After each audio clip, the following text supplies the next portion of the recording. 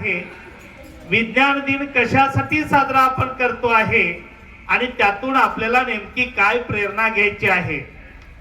बघा, आपण मराठी शाळेमध्ये शिकतोय, महाराष्ट्रात राहतोय आणि महाराष्ट्राची मुख्य मातृभाषा ही मराठी आहे।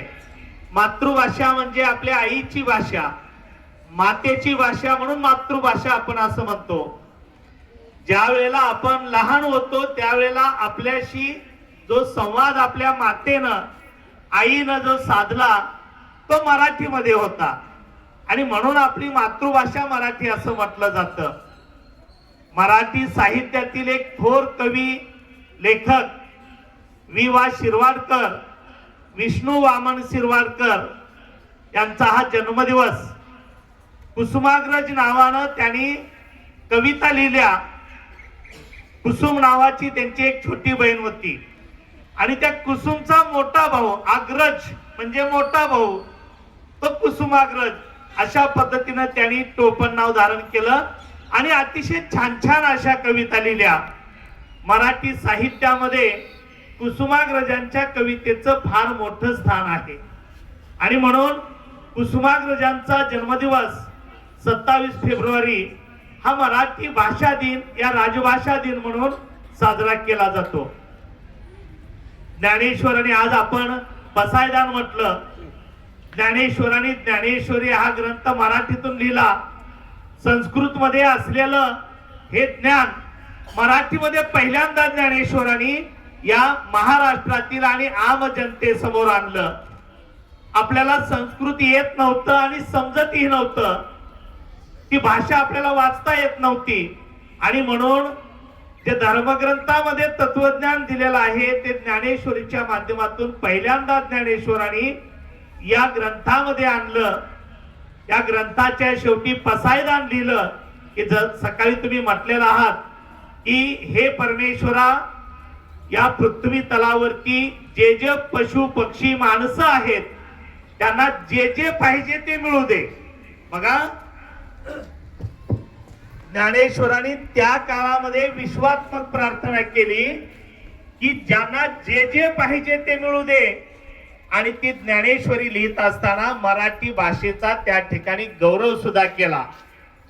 अमृता तेही पैजा जिंके असं म्हटलं मराठी भाषेबद्दल। चिरंजीव आरवनं अतिशय छान असं सुरुवातीला भाषण केलं, म्हणजे आमची मराठी भाषा ही अमृतापेक्षाही महान आहे। तुम्हाला अमृत माहित आहे का? ऐकून आहे का तुम्ही अमृत? ऐकले, अमृत नावाचा पदार्थ आहे असं म्हटलं जातं। मी शोध घेतोय, सापडत नाहीये। ऐकले, ते अमृत पिल्यानंतर माणसाला मरण नाही असं म्हणतात, म्हणजे माणूस अमर होतो असं म्हटलं जातं। ऐकले, आणि असं असणारं अमृत, त्याची उपमा ज्ञानेश्वरांनी मराठी भाषेला दिली। म्हणजे आमची मराठी भाषा अमृता तेही पैजा जिंके, म्हणजे अमृतापेक्षाही श्रेष्ठ आहे। अमृतानं अमरत्व प्राप्त होतं, तशा पद्धतीनं मराठी भाषा सुद्धा अमर आहे असं संत ज्ञानेश्वरांनी त्या काळामध्ये म्हटलं, लक्षात घ्या। संत तुकाराम महाराजांनी सुद्धा आम्हा घरी धन शब्दांची रत्ने, म्हणजे मराठी भाषेवरचं आपलं प्रेम व्यक्त करण्यासाठी त्यांनी सुद्धा आपल्या कवितेमध्ये अशा पद्धतीनं वाक्य वापरलेले आहे। संत नामदेवांनी मराठी भाषेमध्ये लिहिलेले अभंग महाराष्ट्राच्या बाहेर सुद्धा जाऊन सांगितले, पंजाब पर्यंत ते पोहोचले आणि आपली मराठी भाषेचा गौरव त्या ठिकाणापर्यंत घेऊन गेले। संत रामदास असतील, संत एकनाथ असतील, ह्या सर्व संतांनी पहिल्यांदा लक्षात घ्या, आपल्याला या आम जनतेला, त्यावेळेला असलेल्या अशिक्षित जनतेला मराठीतून अभंग लिहून लोकांच्या, या जनमानसांच्या मनामध्ये मराठीबद्दल तर प्रेम निर्माण केलंच, परंतु हे जे तत्वज्ञान आहे ते मराठी भाषेमध्ये सांगायला सुरुवात केली। या संतांच्या नंतर पंडित कवी आहेत, त्या पंडित कवींनी सुद्धा आपल्या साहित्यामध्ये लिहित असताना संतांच्या बद्दल, संतांनी जे परमेश्वराबद्दल जे लिहिलं तोच आशय ठेवला, परंतु वेगळ्या पद्धतीने लिहिलं, ते सुद्धा मराठी भाषेमध्ये आणि मराठी भाषेला खऱ्या अर्थानं गौरव प्राप्त करून द्यायला सुरुवात केली. तिथून पुढं शाहीर आले आणि म्हणून संत पंत तंत असं मराठी भाषेमध्ये संप्रदाय मानले जातात. शाहीरांनी पोवाडे गायले. आपल्याला माहित आहे शिवाजी महाराजांचे पोवाडे असतील किंवा त्या त्या काळामध्ये जे महान राजे होऊन गेले त्यांचे पोवाडे असतील, या शाहिरांनी गायले. लावण्या लिहिल्या, सौंदर्यवतींचं वर्णन त्या लावण्यामध्ये केलं आणि मराठी भाषेला वाढवण्याचा प्रयत्न या शाहिरांनी सुद्धा केलं. आणि त्यानंतर पुढे मराठी साहित्यामध्ये अनेक कवी होऊन गेले, कादंबरीकार, कथाकार, नाटककार, या सगळ्यांनी मराठी भाषेला मोठं करण्याचं काम केलं. त्याच्यामध्ये कुसुमाग्रजांचं नाव हे मोठ्या पद्धतीने घेतलं जातं. वि स खांडेकरांना मराठी भाषेचा पहिला ज्ञानपीठ पुरस्कार मिळाला आणि त्यानंतर कुसुमाग्रजांना दुसरा मराठी भाषेमध्ये हा पुरस्कार ज्ञानपीठ पुरस्कार मिळाला. लक्षात घ्या, गणा नावाची कविता कुसुमाग्रजांनी लिहिली, ती विद्यार्थ्यांच्या जीवनावरती आधारित आहे. की विद्यार्थ्याच्या जीवनामध्ये असे प्रसंग निर्माण होतात की काय करावं त्यांना कळत नाही. त्यावेळेला तो विद्यार्थी त्या शिक्षकाकडे जातो आणि शिक्षक त्याला काही आर्थिक मदतीची गरज आहे की काय असं समजून खिशामध्ये हात घालतात. त्यावेळेला तो विद्यार्थी म्हणतो, पैसे नको सर, जरा एकटेपणा वाटला आणि म्हणून मी तुमच्याकडे आलेलो आहे. तुम्ही फक्त पाठीवरती हात ठेवून लढ म्हणा, मी मग जीवनामध्ये कुठेही कमी पडणार नाही. अशा पद्धतीनं ती कणा नावाची कविता अतिशय छान अशी कुसुमाग्रजांनी लिहिली. विशाखा नावाचा त्यांचा कविता संग्रह खूप गाजला आणि त्याच्यामध्ये जे असलेल्या कविता खूप गाजल्या आणि म्हणून त्यांच्या समग्र साहित्याला ज्ञानपीठ पुरस्कार मिळाला. नटसम्राट नावाचं नाटक ही त्यांनी लिहिलं आणि ही जी आता शिकलेली अलीकडच्या पिढीतील जी मुलं आहेत आपल्या आई वडिलांच्याकडेच कसं दुर्लक्ष करतायत, आई वडिलांच्यालाच कसं बेघर करतायत, हे नटसम्राट पाहत असताना आपल्या डोळ्यातून अश्रू कधी येतात हे कळत नाही. ही सगळी मराठी भाषेची थोरवी आहे. लक्षात घ्या, ज्या वेळेला छत्रपती शिवाजी महाराजांनी, लक्षात घ्या, नेताजी पालकरला रागावले, त्यावेळेला नेताजी पालकर आपल्या 7 सवंगड्यासह शत्रूच्या गोटामध्ये शिरले आणि अनेक शत्रूंना त्यांनी मारलं. परंतु दुर्दैवानं अशा पद्धतीनं त्या 7 जणांना मृत्युमुखी पडले आणि म्हणून वेदात दौडले वीर मराठे 7, अशा पद्धतीची छान अशी कविता सुद्धा याच मराठी भाषेमध्ये ह्या वीरांचं गुणगान करणारी आहे. आज बघा, आपण पोवाडा म्हणत असताना एखादा शाहीर ज्यावेळेला पोवाडा मराठीमध्ये म्हणतो, त्या राजांचं गुणगान गातो, त्यावेळेला आपल्या अंगावरती शहारे येतात. मराठी भाषेमध्ये अतिशय छोट्या छोट्या शब्दामध्ये या कवींनी, साहित्यिकांनी आपले भाव प्रकट केलेले आहेत. आणि मग आपल्याला बरंच अनेक गोष्टी काही सांगाव्या असतात, त्या अगदी छोट्या चारोळीमध्ये सुद्धा सांगता येतात. आणि म्हणून चारोळी हा प्रकार सुद्धा 1990 पासून पुढे आला आणि अतिशय छान छान अशा मराठीमध्ये चारोळी सुद्धा आपल्याला बघायला मिळत आहेत. आपण भाषा समृद्ध झालीच पाहिजे, कारण आपण मराठी शाळेमध्ये शिकतोय. पुढे जाऊन तुम्ही आता सायन्सला जाल, वेगवेगळ्या क्षेत्रामध्ये जाल, परंतु मराठी भाषा टिकली पाहिजे, कारण ती महाराष्ट्राची भाषा आहे. पण दुर्दैवानं आज परिस्थिती बदलली आहे. बघा, सोलापूर शहरामध्ये एक काळ असा होता की 1-2 इंग्रजी माध्यमाच्या शाळा होत्या. आज 100 पेक्षा जास्त शाळा आहेत. जवळपास 10 ते 12 मराठी माध्यमाच्या महापालिकेच्या शाळा बंद झाल्या. मुंबईतल्या अनेक मराठी माध्यमाच्या शाळा बंद झाल्या. पुण्यामध्ये सुद्धा बोटावर मोजणे इतक्या मराठी माध्यमाच्या शाळा राहिलेल्या आहेत. म्हणजे ही परिस्थिती पाहता आज मराठी मरणासन्न अवस्थेकडे चाललेली आहे असं आपल्याला दिसून येत आहे. मग आपल्या आईची भाषा आहे, आपल्या महाराष्ट्राची भाषा आहे, तिला ऊर्जितावस्था आली पाहिजे, ती टिकली पाहिजे, वाढली पाहिजे, पुढच्या पिढीपर्यंत गेली पाहिजे. आणि म्हणूनच ही मराठी भाषा दिन किंवा मराठी ही राजभाषा आहे, महाराष्ट्राची भाषा आहे, ती सगळ्यांच्या पर्यंत पोहोचली पाहिजे, टिकली पाहिजे. म्हणूनच आपण हा मराठी दिन साजरा करतो हे लक्षात घ्या. जे ज्ञानेश्वरांनी अमृतातेही पैजा जिंके म्हटलेले शब्द, विश्वात्मक केलेली प्रार्थना, ती जर पुढच्या पिढीपर्यंत जायची असेल तर मराठी भाषा मुळात टिकली पाहिजे.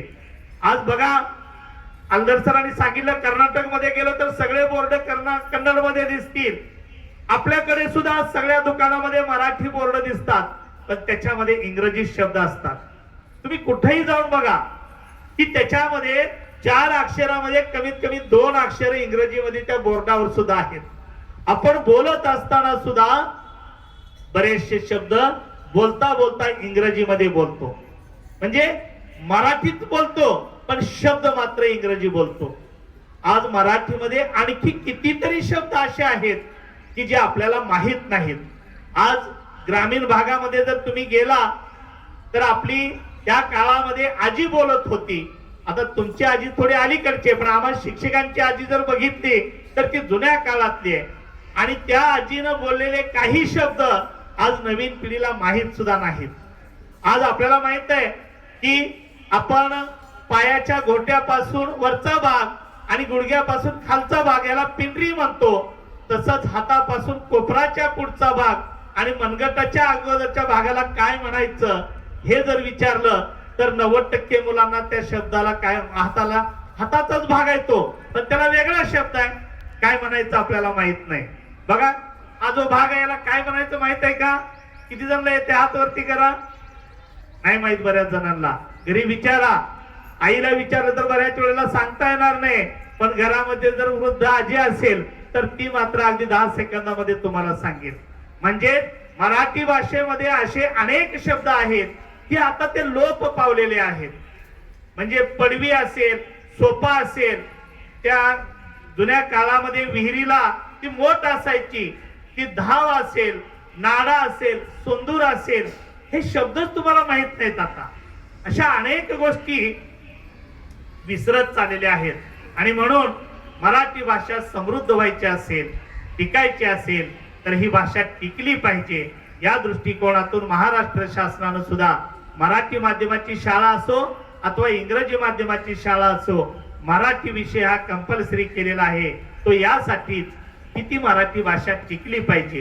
पण विषय कंपल्सरी करून फक्त भाषा टिकणार नाही, तर तुम्ही आम्ही बोलत असताना प्रत्येक ठिकाणी मराठी भाषा चांगल्या पद्धतीने बोलली पाहिजे. जुने शब्द आपण आपल्या पुढे भाषेमध्ये वापरले पाहिजेत.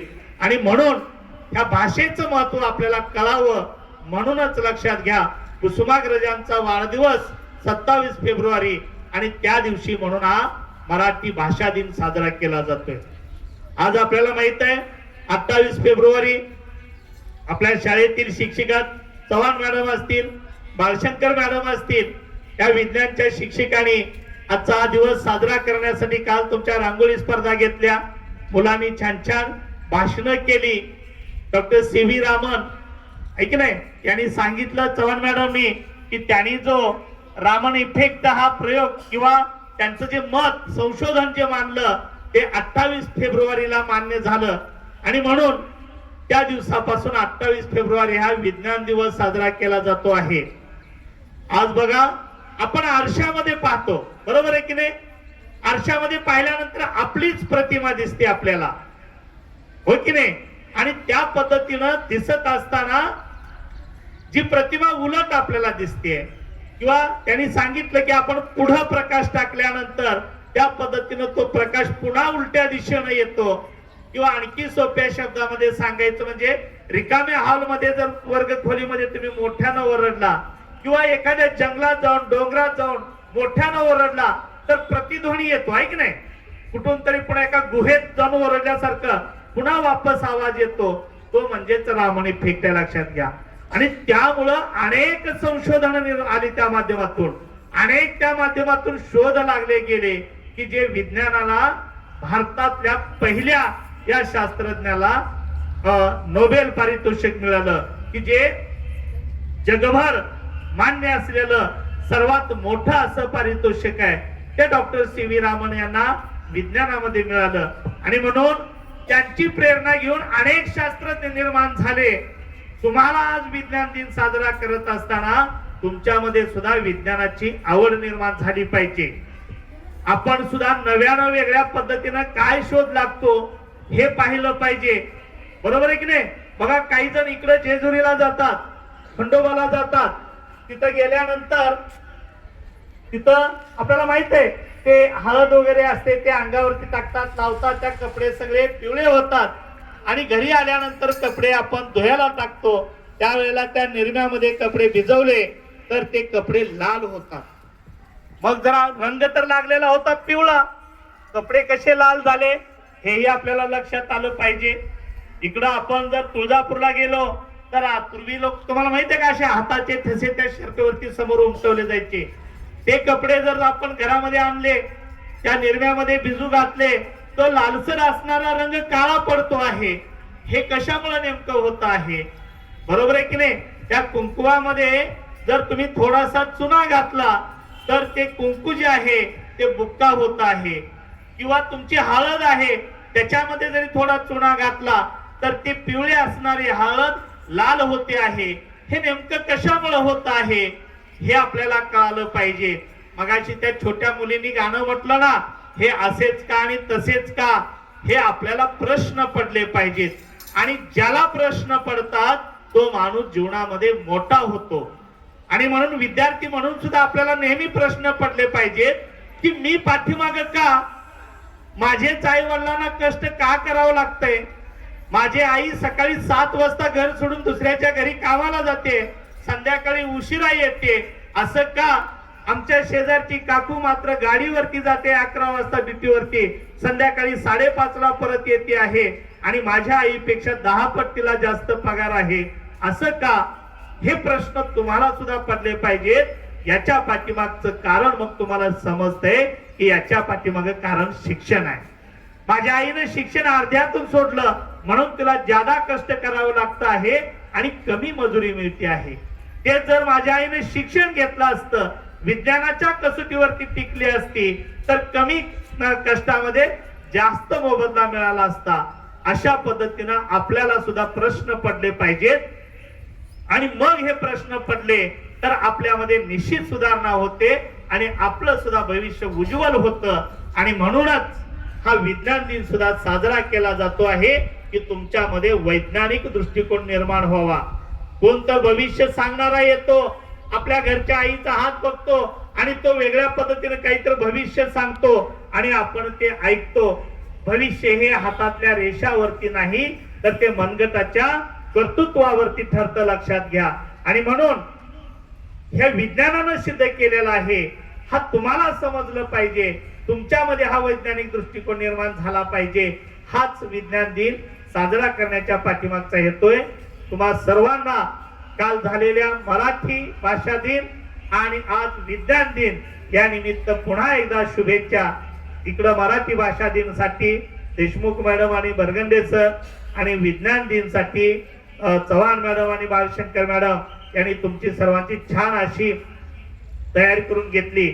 मराठी भाषा दिनचं एका विद्यार्थ्यानं छान भाषण केलं. त्याला विचारलं मी कोणी तुला लिहून दिलंय, तर त्यानं सांगितलं की सर मोबाईलच्या माध्यमातून मी स्वतः ते तयार केलेलं आहे.